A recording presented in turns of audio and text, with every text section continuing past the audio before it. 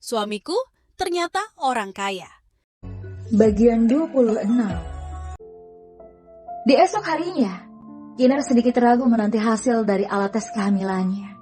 Ia hanya mondar-mandir di dalam kamar mandi itu, padahal tidak menunggu lama hasilnya sudah keluar. Namun entahlah dia sangat ragu untuk mengangkat alat tes kehamilannya itu. Dan akhirnya Kinar pun mengangkat tes packnya, lalu melihat hasilnya. 2 buah garis merah yang masih terlihat sedikit samar di sana, sehingga membuatnya menitikkan air mata. Ia pun lemas, lalu berjongkok. Aku hamil. Lirihnya masih tak percaya. Bagaimana bisa aku hamil? Sementara Mas Tara tidak di rumah. Isaknya untuk beberapa saat. Setelah itu ia pun menghela nafas dan membersihkan semuanya lalu berjalan menuju kamar Mas Tara. Ia duduk di atas ranjang itu. Perlahan tangan kanannya menyentuh perutnya yang masih rata. Apa Mas Tara akan benar-benar kembali setelah ini? Jika tidak, apa aku akan menjadi ibu tunggal? Kinar belum mengetahui apa yang terjadi sebenarnya. Hingga pikiran buruknya pun terus hinggap di kepala. Suasana hati yang tidak baik dengan kondisi yang sedikit kurang sehat itulah yang membuat Kinar memutuskan untuk tidak berjualan hari ini dan menghabiskan waktu hanya untuk mengisi nasibnya yang tak jelas itu. Sementara di sisi lain, Sekretaris Ivan tengah mengusap pelan punggung Leonard yang tengah mengalami muntah-muntah di pukul 1 dini hari. Tuan, Dr. Richard sudah tiba. Sebaiknya Anda cek kondisi tubuh Anda ini, Tuan. Aku hanya mual. Aku tidak butuh dokter. Kenapa Tuan muda jadi muntah-muntah begini? Sepertinya tadi aku sudah mencicipi semua makanan yang akan dimakan beliau. Kinar. Leon meraih tisu di dekatnya. Dona Kinar. Aku kepikiran dia, Ivan. Tolong cari tahu kondisinya. Baik, Tuan. Sekarang sebaiknya Anda istirahat saja. Membapah Leonard dan membawa keranjang tidur tuannya itu. Karena sepanjang sore tadi Leonard terus saja mengalami fase mual dan muntah. Rintik hujan yang membawa ketenangan, kini malah justru berangsur-angsur semakin lebat. Seperti gejolak dalam jiwa Leonard yang sudah tidak mampu lagi memendam kerinduan teramat di hatinya. Hujan itu pun seolah membuatnya teringat akan satu hal. Karena di saat hujan itulah ia bertemu dengan Kinara. Karena hujan juga, ia bisa memeluk Kinar untuk pertama kalinya. Entahlah di hari ini benar-benar tidak bisa berhenti memikirkan Kinara. Ia seperti merasakan sesuatu, antara sesak dan gembira. Namun entah apa. Mengetuk-ngetuk meja dengan jari telunjuknya sesaat, tepat di sebelah ponselnya yang tergeletak itu. Berpikir jika ia ingin melakukan aksi nekatnya untuk menghubungi Kinara. Hingga ia pun mulai menarik nafas panjang. Aku tahu ini sangat fatal, namun aku tidak bisa menahannya lagi. Ia pun meraih ponselnya, lalu menekan tombol call pada kontak bertuliskan My Destiny. Lalu mendekatkannya ke telinga. Sekarang pukul 12 siang, berarti di Indonesia sudah pukul 6 sore. Gumam Leon sembari menanti deru sambungan di teleponnya. Hingga deru kedua itu ia masih menunggunya. Terasa sekali jantung Leon yang benar-benar berdebar saat ini. Halo? Sapa seseorang dari seberang. Suara yang sangat ia rindukan. Hingga Leon pun tersenyum sembari menitikkan air mata kalau mendengar suara yang sangat dirindukannya itu. Sementara Kinar sendiri merasa bingung dengan nomor asing ini, sehingga membuatnya sedikit ragu saat hendak menerimanya tadi. Halo? Maaf, dengan siapa ini? Sayang, panggilnya dari seberang, dengan suara yang terdengar serak. Kinar pun mematung. Ia tidak percaya dengan suara seorang pria yang tengah berada di sambungan telepon itu. Cinta? Cinta? Kau cinta? Bergumam, bahkan tangannya merasakan gemetar yang teramat. Air mata yang tiba-tiba jatuh dari sudut matanya. Bahkan bibir pun seolah tidak bisa mengungkapkan satu kata pun selain kata cinta itu. Iya, Ini aku sayang. Mas Tara, akhirnya kau menelponku. Mas Tara terkekeh namun dengan suaranya yang serak juga. Maaf, aku sudah pergi dan tak memberimu kabar ya. Kau jahat sekali, jahat. Maaf sayang, aku merindukanmu. Ucap Tara dengan suaranya yang lembut. Aku juga, Mas. Sangat. Mas Tara di mana? Mas di mana sekarang? Kenapa tidak pulang-pulang? Kinara langsung memberondong pertanyaan tentang keberadaan suaminya itu. Sementara di sana Leon mengusap air matanya. Aku di luar sayang. Luar Jawa ya? Mas pulang kampung. Leon menutup mulutnya, membiarkan tangisnya itu untuk sementara waktu. Bahunya pun mulai bergetar. Cinta, kau masih di sana kan? Halo? Iya sayang, aku masih di sini. Cinta, kau belum menjawabnya. Kau di luar Pulau Jawa kah? Aku di luar negeri sayang. Apa? Jauh sekali. Bagaimana bisa? Di negara mana? Belanda. Apa yang terjadi, Cinta? Kenapa kau jauh sekali? Susah menjelaskannya sayang. Yang pasti mungkin aku akan lama di sini. Pasti di sana dingin ya. Apakah punya selimut yang tebal? Kalau masuk angin bagaimana? Aku kan tidak ada. Lalu siapa yang akan mengarik punggungmu, Mas? Leon terkekeh, karena di saat seperti ini dia malah mengkhawatirkan dirinya jika sampai masuk angin. Mas Tara, Mas pasti keluar negeri gara-gara ponsel ini kan? Mas sampai kerja di sana. Ya ampun Mas, jual saja ponsel ini agar kau bisa kembali. Tidak, bukan itu sayang, sungguh. Lalu apa? Dan lagi untuk apa kau mengirim bunga setiap hari, Mas?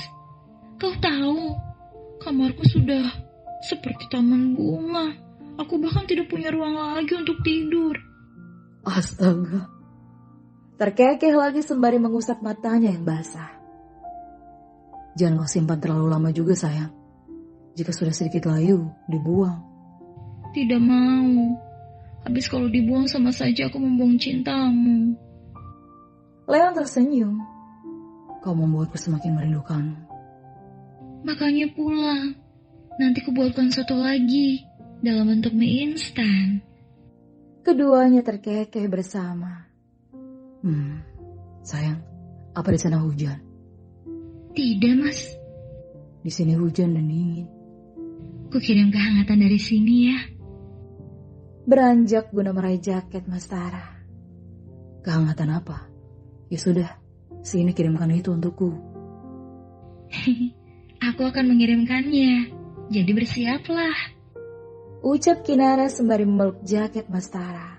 Dan Leon hanya tersenyum. Kerasa tidak? Entah kekuatan apa, sehingga membuat Leon memejamkan matanya. Dan ia pun merasakan kehangatan itu secara tiba-tiba. Ya, aku merasakannya. Gumam Leon masih dalam posisi mata yang terpejam. Merasakan kehangatan seperti sebuah dekapan. Bohong ya. Sungguh sayang, aku merasakan dekapanmu. Kinar menutup mulutnya. Ya ampun, benar terasa. Gumamnya tersenyum haru. Cinta, aku kangen. Tutup matamu. Aku akan memberikan obat rindu untukmu. Baiklah, sudah kututup. Kinar memejamkan matanya. Kerasa tidak? Iya, kerasa. Suaranya. Pengen langsung. Leona tergelak. Jangan membuatku gemas sayang. Sekarang berikan itu juga untukku. Mau juga? Iya dong. Oke, tutup matamu. Dasar tidak kreatif. Namun Leon tetap menutup matanya. Wow, kau menciumku di bibir ya? Mas Tara kok tahu sih? Ya ampun, rindunya.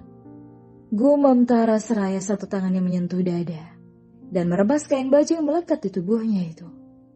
Hening sejenak. Cinta, ada yang ingin kusampaikan padamu Apa sayang? tentang kondisiku saat ini. Apa? Memangnya kau kenapa sayang? Apa kau sakit? Kinar tersenyum. Aku tidak sakit, aku baik-baik saja. Tapi ini kabar gembira yang harus kau dengar. Kabar gembira? Cepat katakan, ada apa? Tapi apa kau akan mempercayai kesetiaanku? Karena aku sudah 2 minggu lebih tidak pulang. Aku sangat mempercayaimu sayang. Jadi cepat katakan. Leon sudah tidak sabar mendengar kabar gembira yang akan dikatakan Kinara. Aku saat ini tengah... Kinar membulatkan bola matanya. Halo, Mas Tara. Sambungan telepon tiba-tiba terputus. Ia mengecek lagi, mencoba menghubungi nomor tadi, namun tidak bisa. Ada apa ini? Aku ingin memberi kabar bahwa aku hamil. Sudut matanya kembali menganak. Berkali-kali ia mencoba menghubungi lagi nomor telepon itu, namun tak bisa. Mas Tara, kenapa aku tidak bisa lagi menghubungimu? Sambil menekan-nekan lagi ponselnya. Kumohon, menyambunglah, ayo, menyambunglah. Hingga ia mulai frustasi dan melempar ponsel miliknya ke atas ranjang. Aku masih merindukannya. Kenapa sudah tidak bisa lagi? Kau ini sebenarnya kenapa, Mas Tara? Ada apa denganmu? Dan kenapa kau malah ada di luar negeri? Mas Tara. Kinar memeluk lututnya sembari menangis sesenggukan. Dengan jaket yang masih berada di pangkuannya itu. Suara Kinar yang tiba-tiba hilang dari sambungan telepon itu seketika berubah. Apa yang kau lakukan? Tanya pria dari seberang dengan suaranya yang berat. Oh ya, Aku melarangmu untuk menghubunginya kan? aku hanya merindukannya, ayah. Apa itu salah? Atau dia juga istriku? Aku tak pernah menganggapmu sudah memiliki istri. Jadi kerjakan saja tugasmu sebagai seorang pemimpin yang baik. Asal Anda tahu, ayah, bahwa aku tak pernah menginginkan menjadi seorang pemimpin Dewantara. Tegas, Lea. Kau pikir aku menjadikanmu pemimpin atas dasar keinginanmu? Itu sudah takdirmu sebagai keturunan satu-satunya dariku. Kau tidak adil, ya. Kau tidak pernah membiarkanku memutuskan apa yang menjadi kehendakku. Kau hancurkan semuanya demi silsilah keluarga. Apa aku itu tandanya aku tidak bisa menikah dengan siapapun demi tetap menjadi seorang pemimpin yang baik? Aku tak butuh kata-kata darimu. Yang kau pikir akan membuatku goyah karena kisah cintamu. Yang ku mau, kau lakukan saja sesuai jalan yang kupilih untukmu. Soal jodohmu, ayahlah yang akan menentukan wanita terbaik untukmu. Aku hanya ingin Kinara, ya. Aku hanya ingin dia. Terserah apa katamu. Dan kembalilah bekerja. I harus meeting. Sambungan telepon pun terputus. Leon mencoba lagi menghubungi kontak Kinara, namun tak bisa. Leon membanting ponsel itu ke meja dengan sangat keras, hingga membuat ponsel tersebut terbentur keras lalu terjatuh ke lantai dan retak. Semua yang di sana pun terkejut, lalu menoleh ke arah pria yang tengah meremas kepalanya sembari berteriak. Sehingga riuh bisik-bisik dari bibir mereka mulai terdengar. Sementara Ivan yang memantau dari jauh segera menghampiri tuannya. Setelah melihat Leon semakin menjadi dan menepis gelas, serta piring yang ada di hadapannya. Hingga hancur. Sontak orang-orang di sana pun histeris, karena menganggapnya pria gila yang tengah mabuk. Tuan, tolong tenangkan diri Anda. Sebaiknya kita kembali ke kediaman Anda. Aku akan kembali ke Indonesia. Tidak peduli apa yang akan dilakukannya. Tuan, saya mohon jangan gegabah untuk melakukan apapun, Tuan. Mengerang kuat, sembari menendang meja di hadapannya hingga terbalik. Yang tak lama membuat 2 orang bodyguard mendekati mereka berdua atas perintah Ivan. Dan menahan kedua tangan Leonard yang semakin tak terkendali. Sebelum sebuah kerusuhan besar terjadi akibat mengamuknya Leonard. Aku ingin kembali, Ivan. Aku ingin bertemu Kinaraku. Teriaknya seraya tubuh yang masih diseret keluar oleh 2 bodyguardnya. Kau jangan turut menghalangiku, Ivan. Suruh mereka melepaskanku. Ivan! bersambung.